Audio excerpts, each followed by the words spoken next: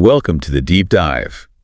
Today we're plunging into, well, one of the really big mysteries in the whole Grand Theft Auto world. Yeah, it's a persistent one. We're talking about a character who was right there in the thick of it. Gang wars, massive casino heists, even some pretty shady Black Ops stuff. And then just gone. Oof. Exactly. We're digging into the puzzling disappearance of Carl C.J. Johnson. After everything in San Andreas back in '92, he just vanishes from the timeline. Which is seriously strange, right? For a character that central, that, impactful, his complete silence afterwards, it's always felt off. Totally. So our mission today is to explore this fascinating theory that tries to connect some seemingly separate dots from the GTA universe. A theory that suggests a pretty chilling, but maybe definitive answer. Yeah, hopefully giving you that aha moment about what might really happen to CJ. We're going to piece together the evidence, look at the timeline. And see how this whole idea doesn't just explain CJ vanishing, but maybe sheds light on other characters and events too. Okay, so let's start with the vanishing act itself.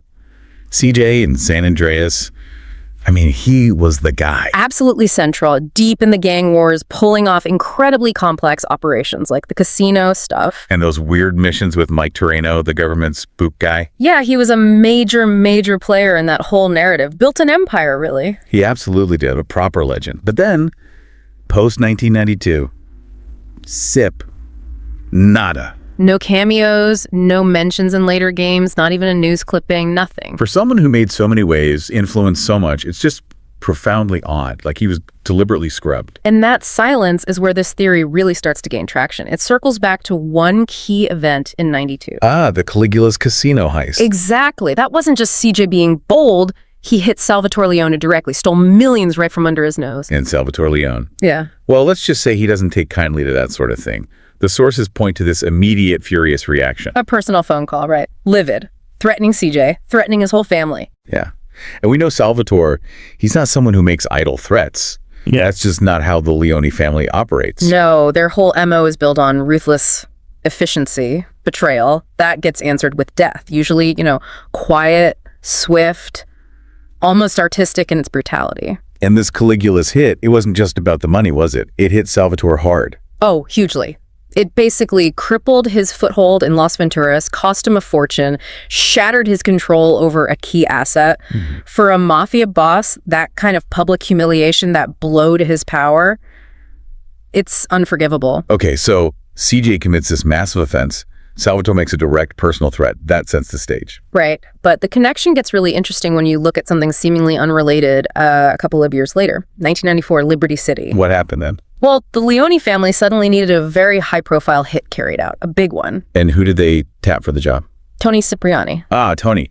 And right after this hit, Toni has to disappear. Yeah. Goes into hiding for 4 solid years until '98. 4 years, that's a long time. It is. And the crucial piece here, Rockstar, the game developers, they never revealed who Toni killed in that '94 hit. It's just this blank space. So CJ vanishes after '92.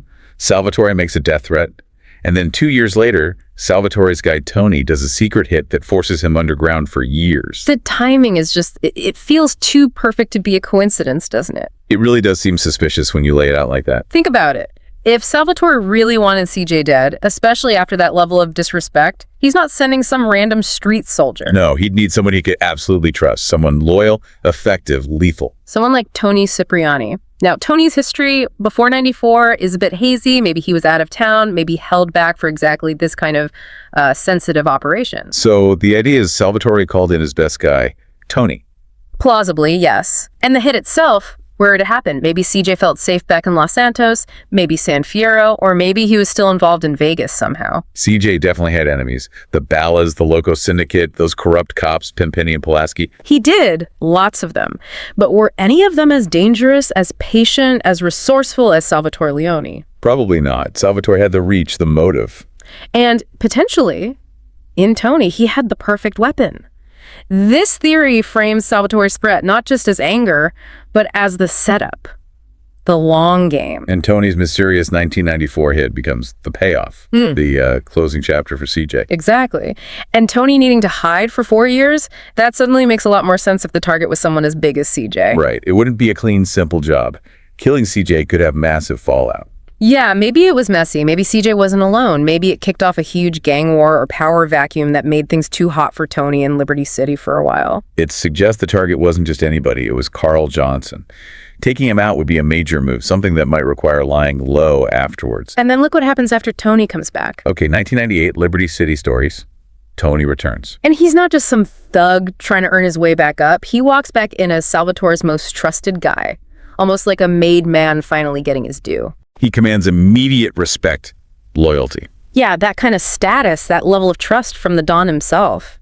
You don't get that for nothing. It suggests he performed some ultimate act of loyalty. Like taking out Salvatore's biggest enemy on the West Coast. It fits perfectly. It could easily be seen as Salvatore's reward for the CJ hit. And it fits the mafia style too, right? The silence. Completely. Clean hands, no body, no witnesses, no messy police trail leading back to Liberty City.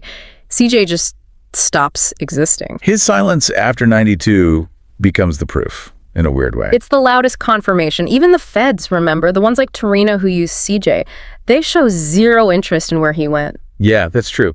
It's like they knew or suspected and just decided to let it lie, bury it. Maybe Torino even facilitated it, who knows? And Rockstar themselves just completely avoiding CJ ever since. It feels deliberate, like there's a reason he's off limits. A reason that Toni's 1994 hit fills in perfectly. And look at CJ's crew, his allies. Woozy, Truth, Mad Dog, they kind of fade out too, eventually. It's like CJ's whole orbit just collapses after he disappears. Meanwhile, Toni's star is rising. He's clearing out Fort Staunton for the Leones, playing politics. Helping Donald Love, who has ties back to Vice City, Avery Carrington. It all starts to feel connected, you know? It does paint a grim picture. It's tragically ironic, isn't it? CJ fought so hard for Grove Street, for his family, for respect. Yeah, he went through hell and back. And in the end, he might not have been taken down by the Ballas or some LS rival, but by a quiet bullet ordered from the other side of the country. A Liberty City problem reaching all the way to San Andreas. Erased without fanfare, just efficiently, the mafia way. Exactly. So when you put all these pieces together, the motive, the threat, the timing, Toni's unexplained hit and subsequent rise, CJ's total disappearance. It moves beyond just a possibility, doesn't it? It starts to feel like a really solid explanation for, well, one of the biggest unanswered questions in the entire GTA series. What happened to CJ? Why else would Rockstar just leave him hanging, never bring him back, unless there was this dark final reason? That unrevealed victim of Toni's 1994 hit.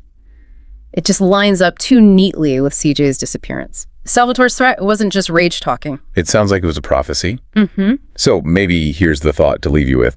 Carl Johnson flew too close to the sun, crossed the wrong boss on the wrong coast. And Toni Cipriani was the one sent to collect the debt, ensuring that punishment was paid in full. It makes you think, doesn't it? How a character so legendary, so central to his story, could end not in some big shootout, but just erased, silently removed from the board. A pretty chilling reminder of the real power dynamics, the unseen forces that truly run the criminal underworld in that universe.